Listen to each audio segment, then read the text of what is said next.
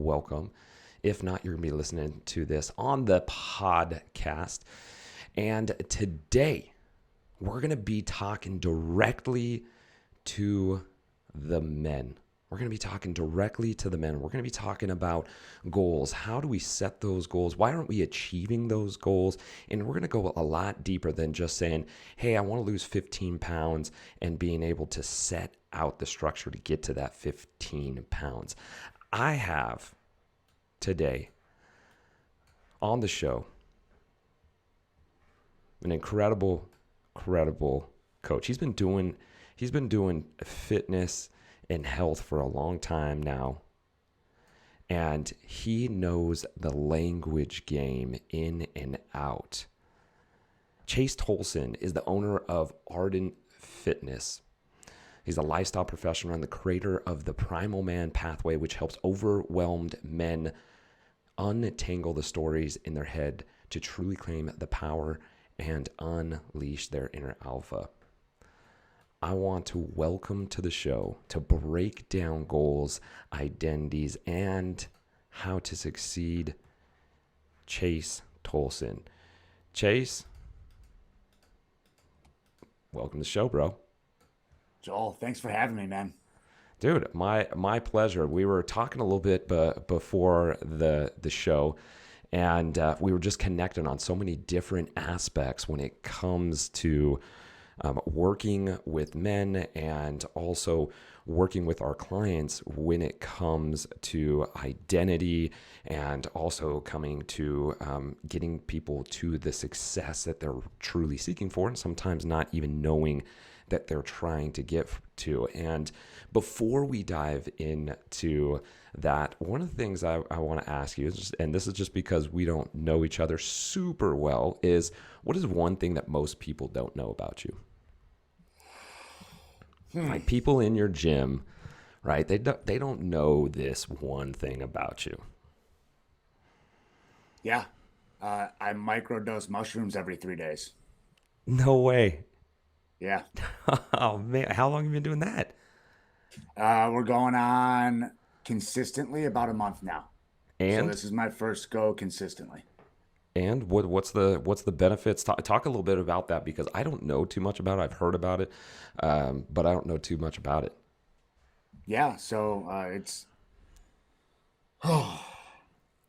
anybody who's done a macro dose of psychedelics knows that it's eye-opening and life-changing. And the microdose is nature's Xanax, so to speak. More clear-headed and more creative, more functional in conversations. You know, Wow. yeah, it's hard to explain without having, drawing a full-fledged painting in a picture. You're more even, and it's one piece of the puzzle. Right. It's if you try and microdose mushrooms and your breathing is in your chest and you have junk stories in your head, you're going to be hurting, which is why it's one of the things people don't really know about me. Yes. And so you having the background that you do in breath work and in story work, and guys, we're going to dive into more about story work. If you're uncertain of what story work is, I did a podcast with Mark that was 2 episodes ago. Dive into that. That's really good stuff. And Chase and I are going to be talking about that. But when do you use it? When do you microdose in the evening when you need creativity, or do you do it in the morning to create clarity? Do you do it with food? Do you not do it with food? Great question. I do a small dose in green tea in the morning every 3rd day, before my breakfast smoothie, and sometimes as I'm drinking my breakfast smoothie that's very light on my stomach. Yeah. I aim to do it on less substance in my stomach than not. And it wakes me up, like more so than just the caffeine from the green tea. You're energized, and you put a good song on, and especially on those days where you have that microdose and you're up a little bit more than the days in between, Uh, you find a song that dials you in and you play that on your way into the office or just going through a car wash, and you're dialed in to who you want to and will become for the rest of the day. While you're focusing on breath, right? And at that same Mm-hmm. time, also the language that we're working with, because that's Yes. that's essential. If we get trapped up in our upper breath in a car wash, could you imagine? Yeah, that'd be brutal. It would be so brutal. It would be so brutal. Well, that's really interesting stuff. I've heard a lot about microdosing and the benefits to it, and so it's really cool to be able to know somebody that's doing it and finding a lot of success with it. One of the questions that I always ask everybody who comes on to the show, because this is a really important question for anybody that's providing a service or a product to people, is what is the hell that you solve for people? There's a hell that somebody is going through right now and they need your services. What is that hell that they're going through, to give the listeners a little bit more of idea of what you do? I solve the inability to decisively answer the question of who am I supposed to be? Mm, When you ask someone, do you know who you are, like not what your religion says or what your parents said, do you know who energetically and within you are supposed to be? And you see that lost look, like that, oh, I've never really contemplated that. And also, no, I have zero idea. And it hurts me in my soul to answer that question. That's the hell I solve. oh man. And that question, if you want to watch somebody stumble over their words real quick, ask them that hard-hitting question. And they'll kind of stumble one way or the other, and then that's a pretty quick clue for us coaches of like, oh yeah, you're lost. Mm-hmm. Exactly. Yeah. That's incredible. And what's the ideal person that you work with? So that's the hell that you solve. Who's the ideal person that you work with? Yeah. Overwhelmed professional men, generally in their 30s to mid 40s, guys that have been going through the steps, that went to school, got the degree, or didn't go to Yes. school and got into a sales job. And they've gotten to the point where, okay, I have the house and I'm out of debt and I have a car I enjoy and my body hurts and I don't like who I see in the mirror or who I hear in my head. Mm, yes, because society kind of gives us that rough blueprint of like, okay, well, you're going to go to school, you're going to play sports, right? You're going to have fun in high school. Then after that, then you should go get a secondary education or get into the workforce, one or the other. Then you're going to go find somebody that you love, right? Then you're going to fall in love, and then you're going to get married. You're going to have that nice wedding. You're going to get the car and the house, and then you're going to have some kids, and then man, that's awesome that you help men with that, because it is so imperative and so needed. One of the words that I've been using lately, Chase, is for men to engage. Men Mm, miss the opportunity to engage, whether they don't know how to engage or they're fearful to engage, engaging with their relationships, engaging with their kids, engaging into their health, right? They miss the opportunities to engage, or they're afraid to engage. Is that something that you face? Does that ring, or does that something you connect with? yeah, and where my head goes there is, you talk about the fear of engaging, and for any relationship to be fruitful, there must be a degree of vulnerability. Right. And in order to be vulnerable with anyone else, we have to be vulnerable with ourselves first. Mm, And if we're constantly running away from turning our attention inward and being vulnerable with ourselves first, we're going to be spewing all that stuff that we're not paying attention to in here out onto other people. and isn't that the truth, that we're gonna fall into that victim, mindset? It's my Mm-hmm. boss. It's my, if my wife only did this, my kids are always acting like that. God, my friends never do this. That type of mentality. Yeah. The victim mentality is, you had Mark on, and I'm sure he recited the definition. Oh You yeah. can, yeah, an acquired personality trait that places one as as, as the victim of Hmm. external circumstances. That's And right. it's a habitual personality trait. Yeah. It requires you to practice it. Yeah. Yeah. Exactly. That we have to go. We actually have to rep it out. Like we continuously rep that out daily. And when you rep anything out, rep it out in the gym, rep out, singing or playing a guitar or doing a hobby or skill, you're going to get good at it. And the victim mentality is something we don't want to get good at, but is fed to us quite often. It is spoon fed to us, and it is as addictive, to quote the man again, Hmm. is Mark, it is as addictive as crack cocaine, Yeah. because personal responsibility is scary. It is also the most freeing and most empowering thing to claim that personal responsibility. Mm. Hmm. Hmm. And that's what you help men do. Yes. Hmm. Hmm.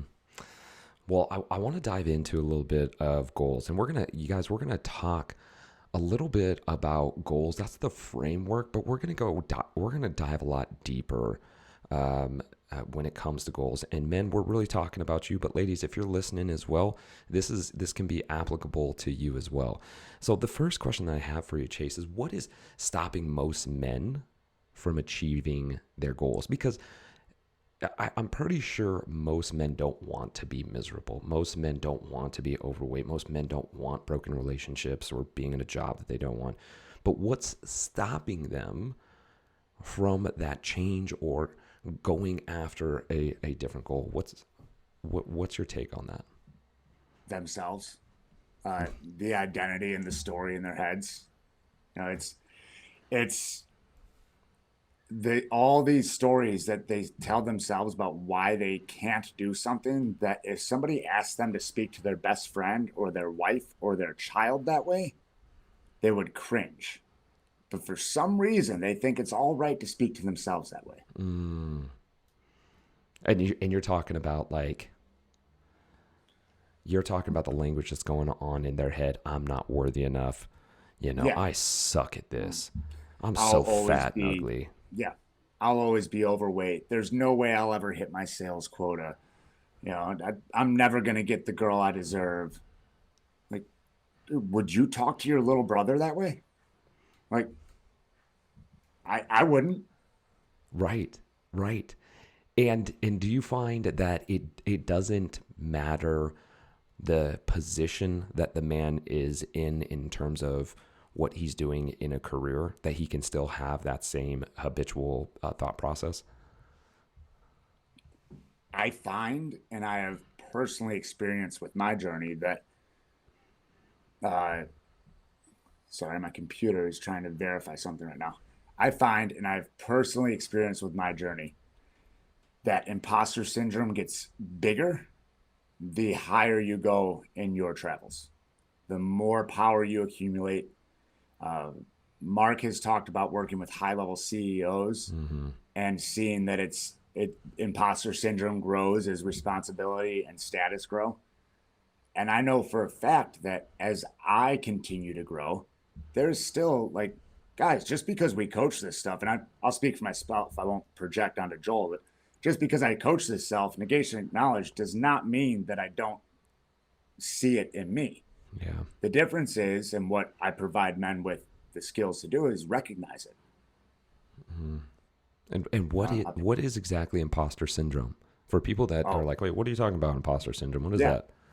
cool. Yeah. So you went to college, you got your master's in business administration, and now you're a VP for a successful corporation, and you make $225,000 a year, and you drive an Audi A8, and your kids go to private school, and you're debt free with even with all of those expenses, and you still feel like you don't belong in the seat you're in. You think everybody is going to find out you're a fraud in the company, and you're wondering how long until your wife leaves you because you're not a real man. And what does that cause? What are the results of imposter syndrome? Like, where, if somebody's going like, oh man, that kind of sounds like me. What are the things that you see? Oh man, where do we start? Um, we could start with, it affects your sleep. It's going to affect your mental state. It's going to affect your physical state. It will play on your relationship, because if you're telling yourself a story that you're a fraud, you will look for reasons at work to see yourself as a fraud. And then you will start executing on those reasons. And then 5 years down the line, when the company lets you go or you don't get a promotion, you will have confirmation that you were an imposter all along. Mm. As opposed to, if you flip it on its head, you could be looking for the other things and have a massive opportunity for growth. Man, I was resonating with that just the other day, Chase, talking to a client that was using negations. And guys, you heard Chase say negation acknowledged. And that's because the negation was a don't. So negations are can't, won't, don't, not, isn't, shouldn't, never, couldn't, right? And the reason that he said negation acknowledged is because what we don't want to do is we don't want to create or focus our direction in a place where we don't want the destination to be. We want to focus our direction towards the destination we do want to be. And that's what Chase is talking about. Chase is talking about, if you constantly are thinking that you're a fraud, I won't be able to do this, I can't do this, they're going to find out, we're looking at that direction. That means we're going towards that destination, right? And Chase, as a military man, being off by just a degree, extrapolate that by 100 miles, you're massively off in your direction there. And this is where men really miss the mark, is that those little conversations that they're having in their head are actually shooting them way off the mark. And they're going to find themselves in this place of, their marriage crumbling and their kids not like them and their job not being the way it should be. And your job is to redirect them, right? To create that different direction, to create a different destination. Is that right? Yeah, Joel, you're making my hair stand up with the way you describe that, because it is, you look at a guy who comes in for coaching and he's down that, like, the split was 5 years ago and he went down that path off on the other, and you make a little course correction that, like, as a coach, and I'll liken it to movement. It's a mental correction that's as simple as keeping your feet flat when you squat. Right. And it seems second nature to you or I. And for somebody who has been stuck in a victim mentality, it's life-changing. They come back the next week and say, my wife commented on how proud she is of my demeanor. I hung out with my friends and I had one drink all night because I didn't feel the need to have 5 to drink the week away. That's like, right. Those little course corrections, in a sense, that you could end up off, are the way to come back on too. And everybody thinks that they're gonna, have a SpaceX rocket to take them back on course, when you just need to turn the steering wheel back and get back on the street. Yes, completely. And so how much does self-talk play into our getting to our goals and to our destination? Well, it's one side of the, so to speak, enlifted goal setting triangle. That being said, it is likely well over half of whether or not we're getting there. There was a Harvard study done that those who write goals down, it was a 30-year study done out of Harvard. When you write a goal down, you are 10,000% more likely to achieve it. And then so that's the target. Yep. And then there's the plan. So how are you going to get there? Mm-hmm. And then the other corner of that triangle is the identity. Mm-hmm. And that's the heaviest corner of that triangle in importance and in like emotional weight. Like, do you identify as someone who can execute that plan and get to the target? Because just because you have it on your vision board doesn't necessarily mean that you believe in yourself enough to do it. That's right. And that's what we're talking about today, guys, right? You guys have all once before sat down, written out your goals like, okay, right? You know what Chase said, right? Any business coach worth their weight is going to tell you to write down. Even just your basic friend at a bar, it would be like, yeah, you got to write down your goals, right? And then be able to go, okay, well, what are your 3 different steps that you're going to take to be able to accomplish that goal? Oh, okay, yeah, that makes more sense.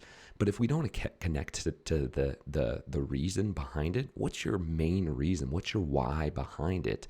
Then it fizzles out. And I shouldn't say we. I have watched that with my clients, Chase. Before they won't connect with an identity, right? Negation acknowledged. They won't connect with that, and they end up losing steam because they're just looking at the end point, but they don't have the gasoline to keep moving forward when it comes to that. So how do we connect to those two, right? There's that almost like, we talk about affirmations. You know what? I'm going to be a better husband. I am a better husband. But how do we get to that point of believing that I am a better husband? So it's, hey, here's the present. I'm sitting over here in the present going like, I'm not living up to the man that I am. And I want to get to the point of I am a great husband. What's the process of being able to get there? I have yet to do a storywork session where we have a present problem that isn't tied to something in the past. And more often than not, when we are unable or failing or have overwhelm on executing on the plan to get to our target, our identity is saying that no, because this story that happened when we were 7 years old in T-ball or 13 years old trying to make the team, we don't identify as someone that takes those steps to have success. Like, that's not who you are. Yeah. You don't try. Yeah. You don't do this. And it's going back and untangling those pieces behind us. Mm-hmm. So they're like it's literally like you have chains tied up dragging behind your car. Yeah. Yeah. And they're all tangled and dragging on stuff. And then you just untangle them and you can move a little quicker. Yes. And what Chase is talking about, you guys, is story work is the ability to, and this is with a trained coach, right? In Lifted Coaches. If you guys want to check it out, in Lifted Coaches, you can follow him on Instagram, or you can go back to Mark England's podcast that we did together. But the story work is being able to untangle the initial emotions that you're going, man, I feel super frustrated today. I feel angry today. Okay, when was the first time that you felt that way? And being able to go back in time to be able to recognize that, oh, I was really angry about my dad giving my brother the big stuffed tiger at the fair, and I got the little frog. And it made me feel insignificant, and it made me feel that I'm not good enough. Do you have a story like that? Obviously, you don't have to share any names, but do you have a story that you did some story work with that you just really made you go, whoa? Everyone is different, Mm-hmm. and there's from the I failed out of college to I have a son that I've never met because of the military. It's everybody has some sort of demon in their head. And when you start talking about one person's story versus another, I blew out my knee playing soccer, and I identify as a soccer player because that was what made me successful in college. From the outside looking in, some of those sound heavier than others. To each of those guys, that was their thing. That was what was dragging behind them, weighing them down, and what they kept looking over their shoulder at. Yeah. And it kept their vision back there, as opposed to, like, they're sitting in the stuck. And if they just take one step to get out of it, they're going to start to realize how powerful they truly are. Yes. Yes, absolutely. It's the whole concept, and this is what I tell a lot of people too, Chase, is the devil wants you to keep it in your head, because in the darkness is where he lives. The devil wants those thoughts to stay there, and until we bring it out into the light, until we expose it and write it down, talk about it, bring it out, we never see that narrative is actually a false narrative. It's not. We've created this. We've made it bigger than it is, right? 100%. And more often than not, the main story holding guys back takes some work. It takes some reps and some breath and some translations. And then once we're through that and we're into little peripheral stories, things that happened in college or at a bar one night,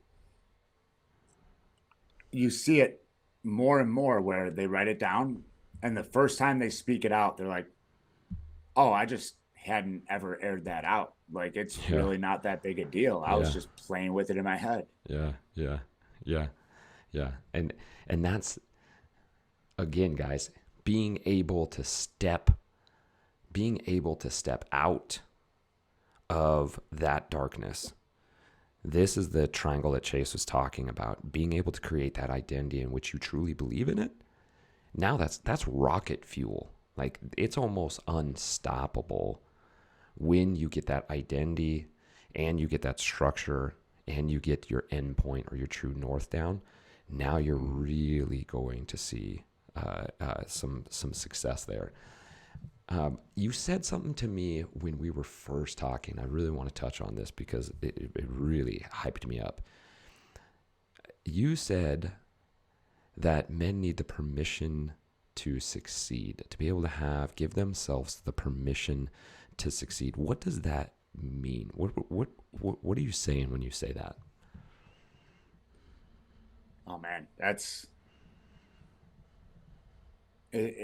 all we're dancing around the self-talk, and it's another angle of it, so to speak, that we haven't given ourselves, so many of us. I had this breakthrough even before in Lifted, in a meditation. I was like, I give myself permission to create abundance. And like, for any of you guys out there watching or listening to this, give yourself a goal, whatever goal you're listening to. Write it down first. I give myself permission to, and then fill in the blank. And then speak it into existence. And I'm sure Mark went over the reticular activating system. In short, what you look at is what you see. So when you are speaking into existence, I give myself permission to earn 6 figures this year and meet my sales quota. Well, you're going to look for reasons to continue to give yourself permission, as opposed to, where most of us are stuck in the beginning and telling ourselves we can't do something. That's right. Yeah, that's the, if you're listening right now, guys, if I told you, hey, close your eyes and do not think about the red ball in your right hand. Whatever you do not think about a red ball in your right hand. You're thinking about a red ball in your right hand right now, right? But I'm saying don't think about it. Don't do it. Don't go that way. Don't think about it, right? That's that reticular activating system that we're talking about that can be used against us or for us, right? Yes. Yeah, and it's a great point you make with negations. It's like when people say, I don't want to be late. Well, okay, what's more effective? I don't want to be late, or I'm looking forward to being early. Because it painted a different vision, right? If you guys are listening, I can guarantee right now, well, most likely, that you heard Chase say that and you were thinking, I don't want to be late. And you envisioned yourself driving super fast, right? Cutting people off, zooming past the old granny, right? Being frustrated, blood pressure up, screeching into the parking lot, right? When he said, I don't want to be late. But looking forward to being on time, what's the vision there? My second, the vision there is a calm drive, getting there before anybody else, being able to sit down and be able to hear the birds singing outside, enjoying the sunshine on your face because you're enjoying arriving early.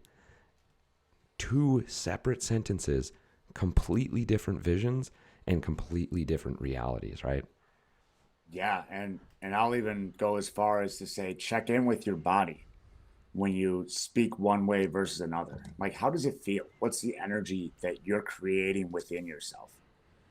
Because if you create that constricted energy, you will draw more of that into you. You will look for more of that. Like, you create expansion, be expansive, Yeah. and walk into rooms where people can feel that expansion. Yeah. You know, that there's that saying that you are a direct reflection of the 5 people with whom you spend the most time. And I've decided that the 5 people with whom I spend the most time are a direct reflection of me. Yeah. Yeah. So it's on me to carry that good energy and the good language into the room. Gosh, man, I love that. That is freaking solid. So we've talked now about, and guys, I told you we were going to dive deeper into just like, oh, here's the goal and go get the goal. We're diving into this identity stuff. And if you're finding yourself feeling a little tension on your chest, right? Palms are getting a little sweaty. That's usually a direct sign that this stuff is hitting home for you, and that there is some identity stuff, and there is some thoughts and some narratives dark in the head where the devil wants to keep it, that you're going like, oh man, I know. And you have two options: to either move towards it or move away from it. And so what are the steps that men can take right now? We talked about that permission to succeed. What are the first steps that you would say for men to start succeeding in the things that we were talking about? Breathe. I mean, you can wrap it up. The most simple thing, breathe. I will own the fact that I still do that. No, that makes me look at a piece of myself. And I caught myself this morning on Instagram. I went to close the app because there was this caption about being a lone wolf and trying to go it alone and how it's not the way to go. And I was like, no, I'm going to read this. Okay, I needed to hear that.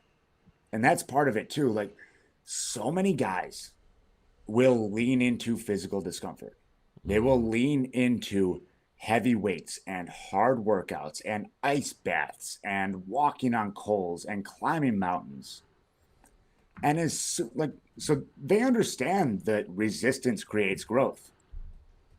And then as soon as there's a little bit of mental or personal resistance to something, they clam up and curl up into a ball and blame everything else on the big bad world. They do. They really do. They get really to a point of this victim mentality. And remember, guys, when you become a victim, there also has to be a villain. So you're going to point to somebody. Could be your wife, right? Could be your boss.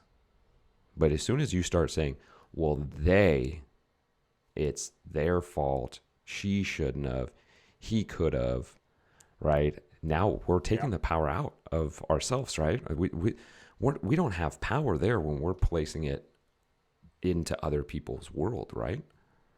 Exactly. And to be fair, there are such things as toxic relationships. Sure.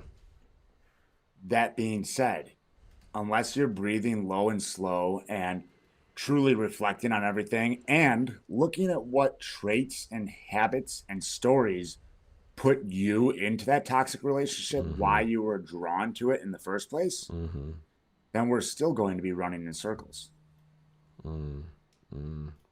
Completely. And when you speak about low and slow, what do you, and you said, hey, number one thing to be able to start working on to start succeeding. And a lot of guys are going to be like, man, what are you talking about? Breathe, right? Yeah. What do you mean by that? Give a little context for it. I love the questions you ask to keep it broken down, because yes, Breath. So many people are stuck up here in their chest, and just take like 3 or 4 breaths, focusing on not breathing down past like your sternum. Just like it sounds like somebody who's scared, like Yeah. running from It the Clown or something. Yeah. You know? And then on the flip side, think about like a meditative breath, breathing so low that it expands your waistband as you inhale. Yeah. And then make the exhale twice as long as the inhale, and take 3 or 4 or 10 of those next time that something's getting to you. And until you get used to that, it might be a little bit more uncomfortable on the backside of that, because you'll get in an argument with someone and be like, oh, wait, that's right. I'm going to try breathing now. And then you take 10 low and slow belly breaths, expanding, making it look like you have an air baby. And then you get on the other side of that and you realize that in order to quell this situation, you owe somebody an apology. Mm-hmm. And so it's revealing, right?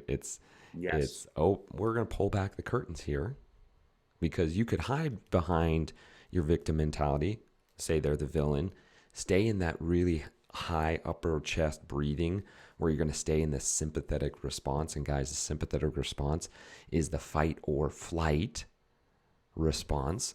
So what do you do, guys, when you get angry? You either start yelling back, or you get in an argument with your wife or your girlfriend, and what do? I'm out of here. I'm going to go to the bar. I'm going for a drive, right? You're going to fight or flight. And until you get that breath down, exactly what Chase is saying, where we start getting into a parasympathetic state, rest and digest, then your focus is going to be very narrow. And this is why the Navy SEALs use box breathing, because they don't want to get in a very in a combat situation.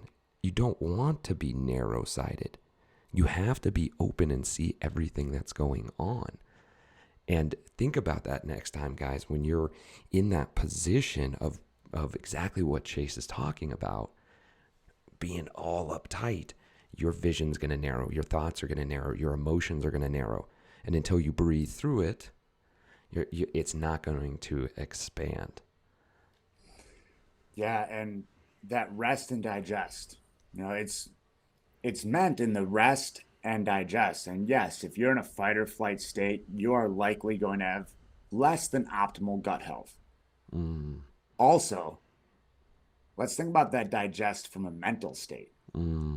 Rest and digest the situation or the story. Ooh, I love that. Like, yeah, that's what it is.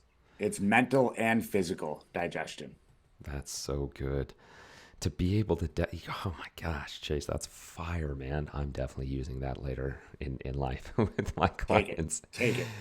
I mean, you guys, to come back to what Chase is saying is that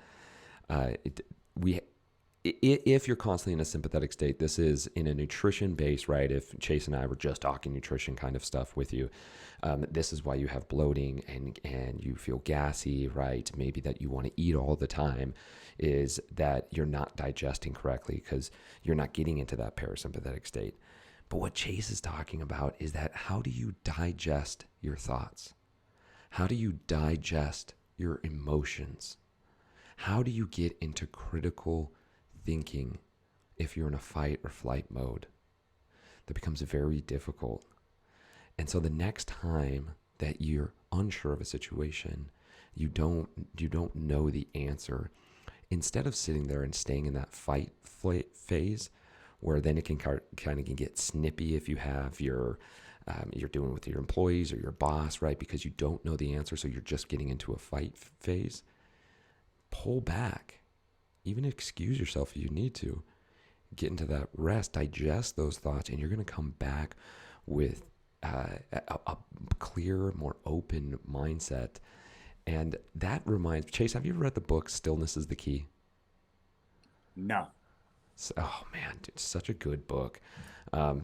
Stillness is the key. Gosh, who is the author? Oh, it's escaping right now, but you would really like that book. And it talks about he talks about JFK in the missile crisis and how much time that he spent in the Rose Garden walking around, how much time he spent jotting down, even drawing and doodling. And that gave him space in that stillness to digest all of this huge intensity, right, of the Mission Cuban crisis, where it's like, wow, this is going to be really sketchy. And he was able to de-escalate the scenario and situation by being able to create stillness. Well, it's a great point. Walking outside, like, and it was a lot easier back then to walk outside distraction free, but take your Apple Watch off, Yes. leave your phone at home. If that means your steps don't get logged, that's fine. You still did it. Anything that you can connect to the outside world on, leave it at home and go for a walk. Because 10, 20 minutes into that, it is going to be very hard to still be upregulated in that fight or flight state. Yes. Also, if he had a pen and he was writing or drawing, he had a magic wand. That's right. And he was using a spell book. That's right. Anything that you take from your mind and put it onto paper, it has so much more potential to become real, and you will create so much more clarity. Gosh, man, absolutely, dude. That's such fire right there. And I take walks, and you know what I've been doing lately, Chase, is taking a lacrosse ball with me. Ooh. So I walk with a lacrosse ball and I like throw it in the air.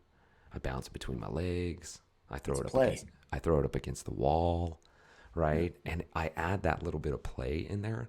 And I'm telling you, like, if I'm really find myself worked up, because either I'm gonna have to go for a really long walk until I can really get down to a decompress and really focus on that low and slow, or I grab my lacrosse ball and because I'm focusing on throwing it over my shoulder and, hey, can I toss it behind my back and can I bounce it in between my legs? It becomes now this way to instantly create space. And so that's something that I've been recently doing that's been a lot of fun. That's really cool. And I'm sure you know about all the benefits of keeping play in your routine, even as an adult. Like the clarity and the learning potential for other pieces of your life from having something like that. So that's awesome. Adding the lacrosse ball. I like that. Yeah. I have two dogs, yeah. One in either hand. So I have zero space for a lacrosse ball right now. Yeah, that's right. Yeah. That's well, if you get an opportunity, give it a shot and see. I'd be interested, and anybody else out there, lacrosse ball, tennis ball, basketball, anything in your hand, go for a walk, and just toss that sucker around while you're walking. It's really helped me out. Like what Chase is saying, guys, when's the last time that you asked another man, "Hey man, you want to go play?" Dude, yeah, I mean, once you get like out of your mid 20s, how many people have a football or a couple of baseball mitts lying around to just toss a ball around? Very low. Yeah. Well, and they'll sit around in the basement drinking bourbon and talking about all the times they used to toss a football around. So true. Yeah, all the times that just like, okay, well, why don't we get up and throw the football around? If we played football and we love playing football, why don't we just get up and play football? We'll run a couple routes, right? There's never a time. I'm gonna say for me, right? I know that was a binary, attachment there and saying never, but when I got done playing something, football, baseball, frisbee, and I wasn't smiling, I wasn't like, man, that was fun. I feel so good. Right? Yeah, I mean, even the play in drinking games goes away after college years. Yeah, that's right. And like, I don't drink anymore. Still, like I say I'm retired, not washed up, because if there is a beer pong table around, I still end up getting on it and Yeah. winning. Yeah. Because I play, though. It's the That's point right. there. Like, Yeah. keep it in your life and you'll be able to express skills Mm-hmm. that you want. Yeah, I totally agree. I totally agree. So, one last question before we start wrapping this up. We've talked a lot about the ways to succeed, right? How to get started, the identity of it, being able to set goals, and how to be able to get there. What are some of the pitfalls that you see with men when it comes to finding their identity or moving into their true self or achieving their goals? Where do you find like, oh wow, either a self-sabotage or they're continuing to do the same pattern? What are the pitfalls that men should watch out for if they're like, oh shoot, I actually do tend to do that? Great question. Resistance to change. And change will stir a feeling in you. And whether it is drive to become that best version of yourself and continue another cycle through your hero's journey, or maybe your first cycle through your hero's journey, Yeah. or if it's a brick wall, that's up to you. And it's making the decision that you're going to step through that wall, because it's actually like a Hollywood brick wall made of styrofoam. Yeah. And you're going to go on that hero's journey and discover yourself and know full well that there's another hero's journey on the backside of it. And you touched hero's journey 3 different times there, Chase. The hero's journey is something that I love to talk about. I talked a little bit about that with Angelo Cisco in the podcast before this. You guys, if you want to go back and talk about hero's journey. But what do you mean by hero's journey, and why is it so important, particularly for men? I mean, so Joseph Campbell was a mythologist for the listeners and viewers, and he pioneered the hero's journey. He saw and found that through all mythology and stories, there was a common theme of someone going through trials and tribulations, seeking a mentor, finding success. And then you have to go through it all again to continue growing. You can find diagrams of it on Google that explain it more succinctly than I just did. Also, if you have yet to watch the movie Finding Joe, I believe it's available for free on YouTube. And I know it is on Gaia, if you have a Gaia subscription. And it is about Joseph Campbell and his work. I love the hero's journey. You know, Yes. and I kind of explain it in a way of, and there's so many different movies, guys. Pick any movie, any superhero movie you've ever watched in your entire life. And you're going to have that moment of the introduction to the hero. And usually the introduction of the hero, they're already in some type of struggle. There's some type of initiation, right? And then the story begins. And then they're on their journey of finding the girl, rescuing the princess, right? Getting back the jewel, whatever it may be. And you're going to run into what? The opposition, the enemy. And you run into the enemy, and it's not like when the hero first meets the enemy, it's like, oh, and the hero wins. That's not how it works. No, the hero gets his ass beat down, you know? And that gives the opportunity for us to root for the hero as he rises out of the ashes and overcomes the villain, the scenario, the situation. And men, you have that beautiful opportunity to come out of the ashes, slow motion style, right? On fire and looking just grit in your teeth, and to be able to overcome. But only if all the things that Chase has talked about thus far, that you take yourself out of that victim mindset, that you have established those goals, that you recognize you are that hero coming out of the ashes, and you're not that blob sitting there, that boo-hoo, why is me? And that you use your breath to step into it, and then you overcome the scenario. And when the hero beats the villain, he's always stronger for it. He always overcomes and is stronger for it. And that can be you guys, right? Yeah. So, and most of the men that I work with are old enough to remember the original Star Wars trilogy. Yes. One of the best examples of the hero's journey. And some go as far to say that I've seen mythologists and literary professors that the Force is God, or a God force, and it's Luke awakening to the energy in the universe and how he can use it and how he can use it for himself. Yeah. So it's, you guys, you're never going to look at a superhero movie the same way ever again. If you're listening to this, guy, girl, doesn't matter.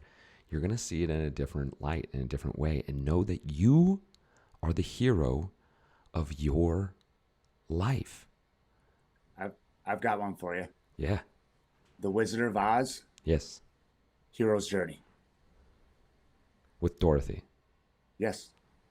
Break it down for people that don't know. I mean, most people are going to know it, but yeah. So I guess the first trial and tribulation will be getting stuck in Oz. That's right. And then she finds her cohorts there, and those are her. And then she goes through trials and tribulations. Yep. Going through that, battling the Wicked Witch. Yep. And then she gets to Oz, and it all comes full circle. Yeah. You know? Yeah. Yes. And it comes out of the ashes, right? Yep. Overcomes, and then they're skipping down the yellow brick road. You know. You can be your own phoenix. That's right. That's right. Man. Chase, even though Facebook was trying to kick us off, and there was some glitches here, it just couldn't. We were too much. The fire was too hot.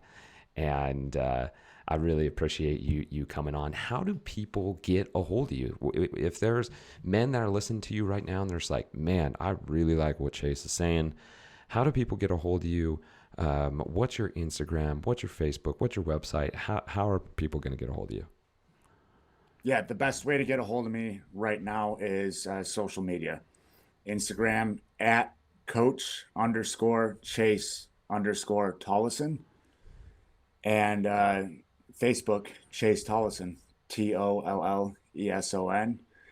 You can find me at my gym's website for now at ardentfit.com.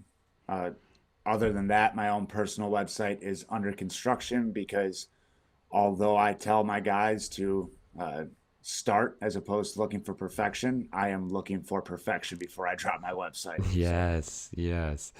It's that. But you know what? You started. Well, and everybody's on social media these days. Yeah. I mean, I have my website, and I mean, social media is where I get 99% of my clientele, is being able to do lives and do videos and stories and so on and so forth, because they get to know your personality really quick through social media. It's more fluid. You know, you want to see what someone posted yesterday as opposed to a website that's 18 months old. Yeah. That's my website. My website's going on 8-9 months of it being old. You know. Yeah. It is what it is. It is what it is. Yep. Chase, thanks so much, brother, man. This was so awesome to be able to dive into this. You know, guys, if you're interested in making a change, if any of this stuck, reach out to Chase. I will put in the show notes all his contact information to be able to get a hold of him. You do not, negation acknowledged, right? Let me change it. You have the opportunity right now to change your life, make the move. Make the move. The hero's journey starts with the voluntary confrontation with the unknown and the terrifying. That's going to resonate. Somebody just listen to that. That's going to resonate. Man, what a home run. Chase, thanks so much for your time. You guys. Thank you. Absolutely. Tomorrow, actually, we're doubling up on the podcast. I have Mateo, who's the CEO of 8 Sleep. If you don't know about 8 Sleep, do you know about 8 Sleep, Chase? The bed that cools and warms? Okay, so I just saw an advertisement for this the other day. Yes. That's what I'm going. I'm going on with the CEO tomorrow. It's gonna be rad. I've been looking at 8 Sleep for years now and following them, so I'm really excited to be able to have that opportunity. If you guys struggle with sleep, this is the episode 30. Tune into that. That's going to be tomorrow at 11 a.m. if you want to tune in on the Icon Blueprint Facebook page. If not, you can listen to it on the podcast. Chase, once again, man, thank you, and have a killer day, brother. Same to you, brother. Thanks. Thanks.